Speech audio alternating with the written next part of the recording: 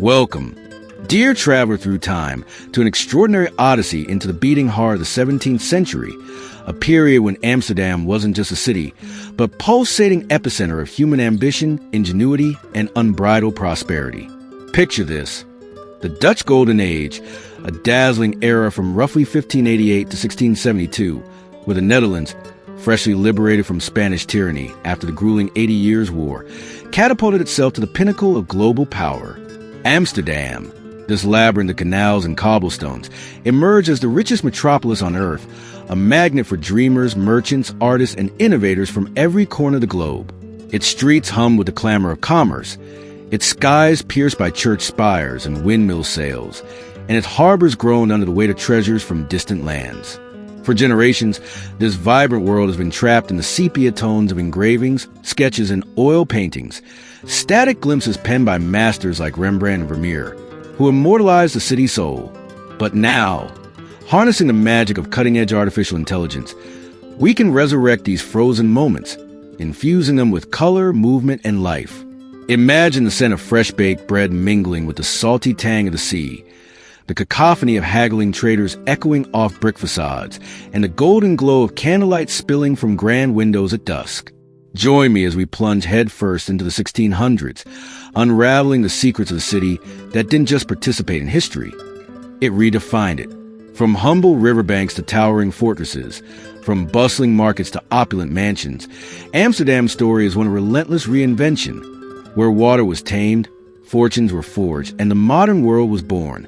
Our adventure commences on the serene banks of the Amstel River at Alderkerk, just a stone's throw south of Amsterdam proper. This idyllic vista, captured in 1622, paint a picture of pastoral harmony that belies the explosive transformation brewing within the city. Here, the Amstel, Amsterdam's namesake and lifeblood, meanders gently, its waters reflecting the soft blues of the Dutch sky.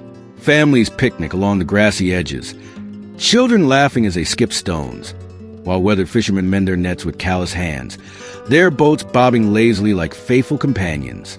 In the distance, the modest church tower of Alderkerk punctuates the horizon, a solemn sentinel where affluent merchants would later choose their eternal rest, their graves adorned with intricate carvings symbolizing their earthly triumphs. But this tranquility was no accident. It was the cradle of the metropolis. Centuries before, around 1275, a simple dam was erected on the Amstel to control flooding, birthing Amsterdam, the dam on the Amstel. By the 1600s, this river had evolved into a superhighway of trade, channeling goods from the Dutch hinterlands to the city's insatiable ports. Timber from dense forests, grains from fertile farmlands, and exotic spices rerouted from global voyages all converge here, fueling Amsterdam's ascent. Yet, as the city swelled with immigrants, Protestant refugees from Antwerp, Jewish merchants fleeing persecution in Portugal and Spain, these peaceful banks faced inevitable change. Fortifications rose like vigilant guardians, warehouses sprouted along the shores, and the once rural landscape yielded to the relentless march of urban expansion. The Amstel wasn't just water. It was a vein through which Amsterdam's golden blood flowed, pumping wealth that would eclipse empires. Venturing northward, we approach the city's formidable outskirts at the Haarlem Gate, where imposing fortifications stand as a testament to Dutch resilience. These massive earthen ramparts, etched with star-shaped bastions inspired by Italian military engineering, form an impenetrable shield around Amsterdam. The 80 Years' War, 1568 to 1648, raged on, with Spanish forces eyeing the city as a prize jewel. Amsterdam, having sided with the Protestant rebels in 1578, became a beacon of independence, its walls a bulwark against invasion. Soldiers patrolled the battlements, their muskets glinting in the sun, while cannons loomed ominously, ready to roar in defense of liberty. Dotting these defenses are the iconic windmills, not the quaint grain grinders of folklore, but ingenious pumps battling an eternal foe: water. Amsterdam perches precariously below sea level, a reclaimed miracle from the marshy North Sea. The Dutch proverb rings true: God created the world, but the Dutch created the Netherlands. Through masterful engineering, dikes, polders, and these wind-powered marvels, they wrested land from the waves, turning flood-prone bogs into thriving hubs. By the mid-1600s, The city's population had quadrupled, necessitating repeated expansions. The fortifications encircled ever-growing rings of canals. The Herengracht, Kiezersgracht, and Prinsengracht, a meticulously planned canal belt that UNESCO now hails as a masterpiece of urban design. These waterways weren't mere aesthetics. They were arteries for transport, sanitation, and status. With elite built their gabled homes, each facade a canvas of architectural flair. From these ramparts, our path leads to the old harbor basin, framed by the distant silhouette of St. Anthony's Gate. This intimate waterfront teemed with the unsung heroes of trade, modest vessels that sustain daily life. No grand galleons here, destined for spice-laden Indies. Instead, sturdy barges, nimble fishing smacks, and canal boats ferried essentials. Fresh herring from the Zuiderzee sparkled in baskets, Baltic timber stacked high for shipbuilding, and golden grain from rural estates filled holds to bursting. The air buzzed with the shouts of dock workers, the splash of oars, and the creak of ropes as cargoes were hoisted ashore. Amsterdam's magic lay in its seamless efficiency, a symphony of organization where ocean-going ships transferred goods to inland craft in mere hours.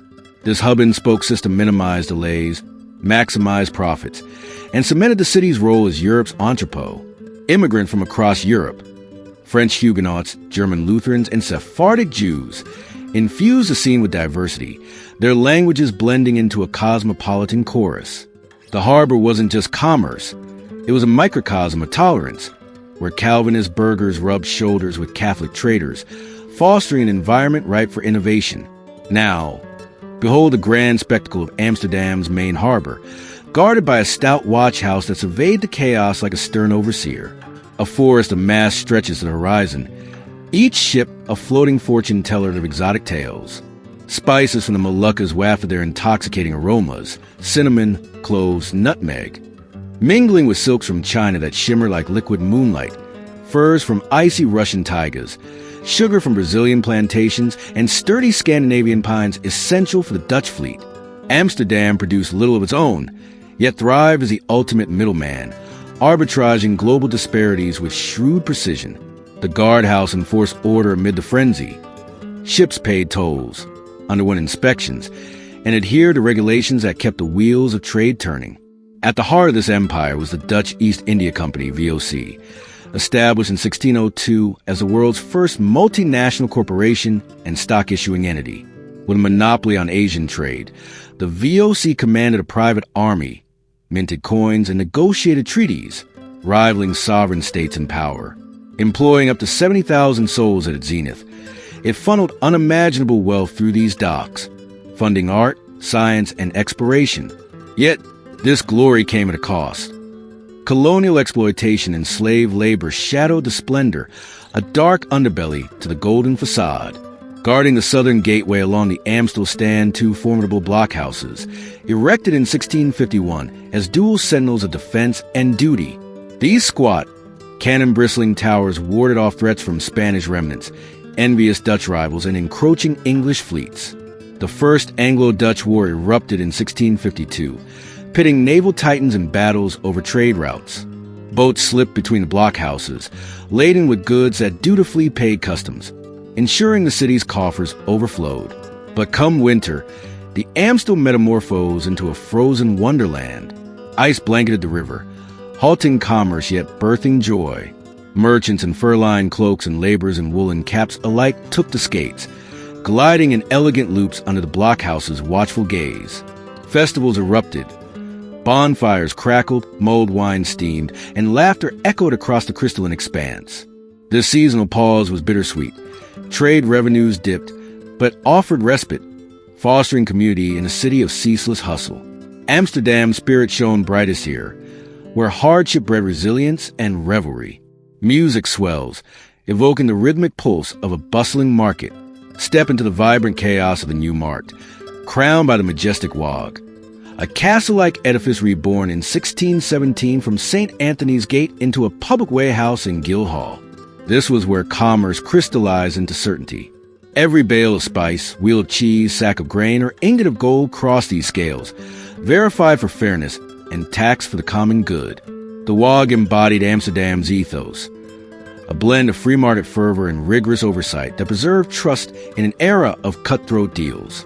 Upstairs, guilds convened, surgeons dissecting cadavers in anatomical theaters, immortalized in Rembrandt's The Anatomy Lesson of Dr. Nicolai's Tulp, masons honing their craft, painters debating techniques.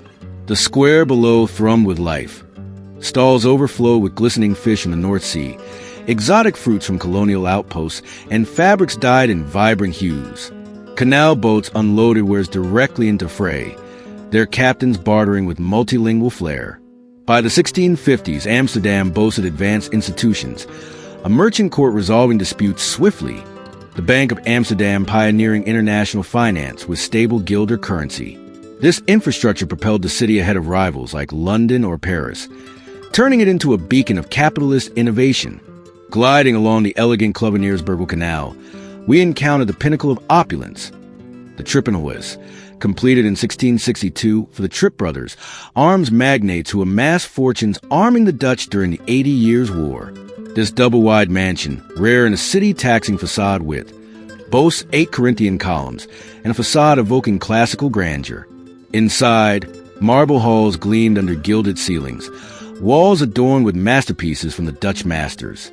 The Tripps' wealth symbolized Amsterdam's elite, regents and merchants who commissioned portraits capturing their poise and power, from Rembrandt's brooding introspections to Vermeer's luminous domestic scenes. These canals were no haphazard sprawl. They represented visionary urban planning. The 1613 expansion created a semicircular grid of waterways, dividing land into premium plots auctioned to the highest bidders. Living here marked one's arrival among the Regenten, the oligarchic families steering the Dutch Republic. Amid the splendor, daily life flourished. Houseboats bobbed gently, bridges arched gracefully, and the air carried whispers of intrigue from coffee houses where philosophers debated Enlightenment ideas. At the epicenter of financial wizardry stands the Amsterdam Exchange, Hendrik de Keyser's 1611 masterpiece, a courtyard pulsating with the birth of modern capitalism. Merchants from Venice, Lisbon, and Constantinople converge here, their voices a babble of bids and bargains.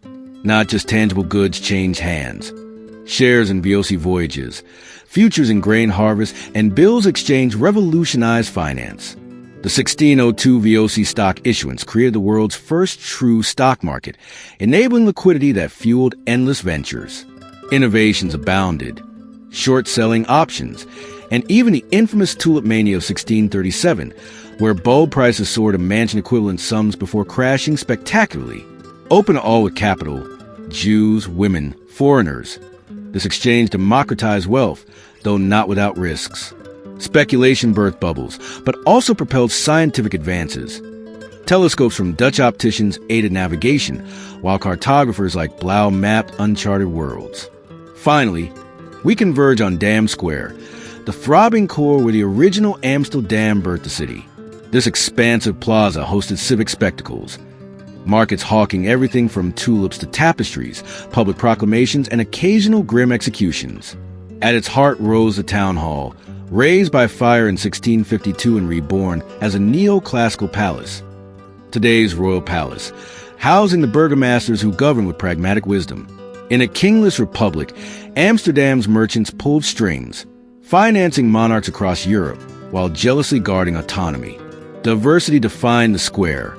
Sailors tattooed with Easter motifs, African servants from VOC colonies, scholars in scholarly robes, and beggars seeking alms. Population booms drew waves of migrants, enriching culture but straining resources. Yet tolerance prevailed, allowing synagogues and Catholic hidden churches to coexist. Towering over the western canals is the Westerkerk, its 85-meter Westertoren piercing the clouds as Amsterdam's tallest edifice. Hendrik de Keyser's 1631 Renaissance gem embodied Calvinist restraint. Austere interiors focus on sermons, shunning Catholic pomp.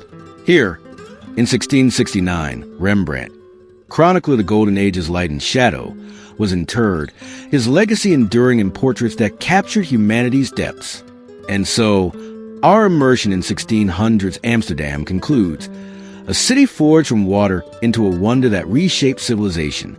Its canals whisper of triumphs, its harbors roar with ambition, and its people dream beyond horizons. Through AI's lens, we revive this era, but the past beckons further. Share in the comments which historic gem you revive next. Perhaps Venice's Renaissance or London's Victorian splendor. Until then, fare thee well, and may we meet again in the annals of time.